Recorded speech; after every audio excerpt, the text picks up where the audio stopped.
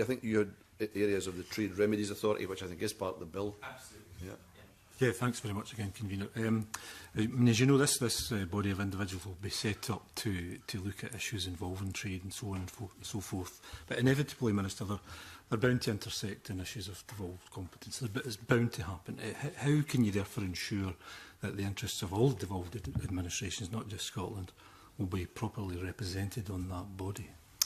Okay, this is an area where I have very firm views. It is absolutely essential that the Trade Remedies Authority is seen to be independent, to have no sectoral interest, to have no specific interest of any kind represented on its board. Why? Because those outside the system, those who are making representations to it, those who are demanding restitution from it, those who are trying to resist that restitution have to have absolute confidence that it is independent and does not reflect interest of any one sort at all, whether it's sectoral, whether it is country-based, whatever it is.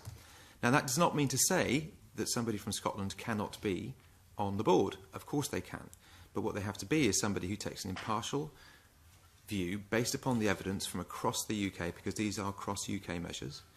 And I'm absolutely clear that we should be choosing people by merit on their interest in doing the job, because it will be hard and technical, in their ability and background that allows them to take the sorts of view and conduct the sort of analysis and understand the sort of evidence that they will be presented with in a reasonable and rational fashion, preferably with a background in the area, but it is by no means required.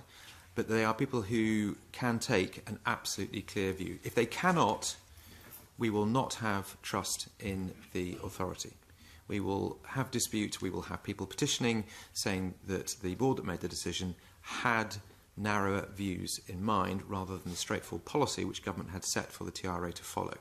So I'm absolutely clear that no narrow group or narrower group, whether it's a devolved authority and or a sectoral interest, should be directly represented of and chosen by a body to be on that board.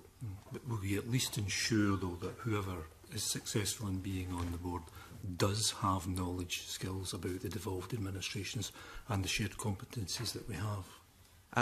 I think I'm reluctant to even go that far. I am not reluctant to say that the devolved authorities absolutely will be taking into views, sectoral interests, all of the technical data that is needed to make any of these judgments in a reasonable, rational, sensible and timely fashion will be taken in by the authority itself, not the board, but the chief executive and his or her staff.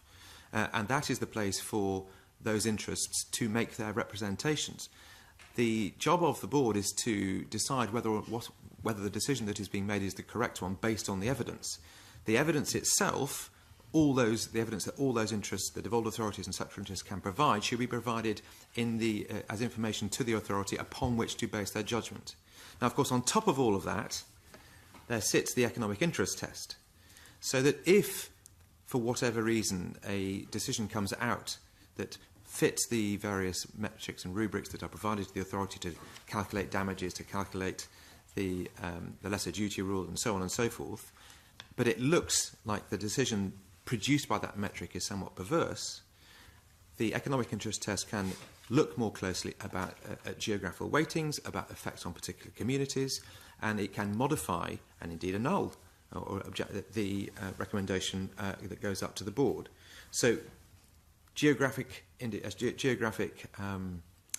interests or devolved authority interests can play a part in the economic interest too, which should provide a second level of satisfaction of comfort that narrower geographical consequences of potential trade remedies that might be applied or indeed damage that's been caused will be properly represented. So you could have people serving on that board who have an influence on about devolved issues and trade disputes, who themselves know nothing about the devolved competencies that they're dealing with and perhaps adjudicating on? I suppose theoretically that's possible. I would suggest to you that the sorts of people who are sitting on this board, and I suspect the position in which they find themselves and the knowledge that they will require, suggests that they'll be only too well aware of devolved competencies and those sorts of issues because they are the sorts of people who will be recruiting to do that job. Will they formally be required to know those things? Possibly not. Are they extremely likely to have real appreciations of them and understanding of them? The very job they are doing will expose them to that day in, day out. Okay, thank you. Thank you, Mr. That was helpful.